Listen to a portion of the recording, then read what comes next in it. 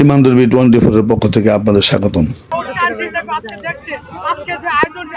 মোবারক হোসেন চৌধুরী নাসিরের তথ্যচিত্রে বিস্তারিত। মাদকমুক্ত সমাজ গড়তে কসবায় Alhaj Kabir Ahmed Bhuiyan double motorcycle football টুর্নামেন্টের উদ্বোধন।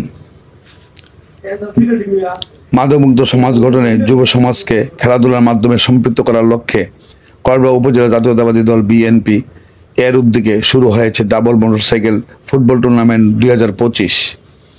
শনিবার 5 জুলাই বিকেল 4টায় কসবা সরকারি বালক উচ্চ বিদ্যালয় মাঠে এই টুর্নামেন্টের আনুষ্ঠানিক উদ্বোধন অনুষ্ঠিত হয়। আয়োজন করেছে ঐতিহ্যবাহী তেতুয়া ফুলতলি গ্রামবাসীর যুব সমাজ। উদ্বোধনী খেলায় মুখোমুখি হয় দিল্লি টুটুল ফুটবল একাদশ বনাম মণিঅন্দ ইয়াসিন ফুটবল একাদশ। প্রধান অতিথি হিসেবে উপস্থিত ছিলেন ব্রাহ্মণবাড়িয়া 4 কসবা আখাউড়া আসনের দানের শীষ প্রতীকের মনোনয়ন প্রত্যাশী আলহাজ কবির আহমদ ভূঁইয়া।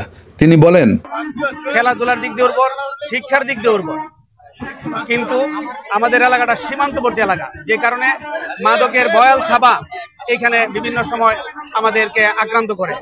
বেসিক্যালি মাদক থেকে সন্তানদেরকে দূরে রাখার জন্য এই খেলাধুলার আয়োজনের ব্যবস্থা করা হয়েছে।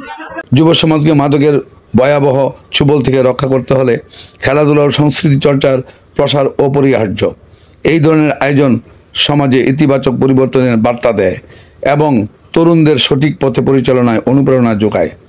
এ সময় আরও উপস্থিত ছিলেন স্থানীয় রাজনৈতিক নেতৃবৃন্দ, ক্রীড়া সংগঠক, এলাকার গণ্যমান্য ব্যক্তি ও ক্রীড়াপ্রেমী জনসাধারণ।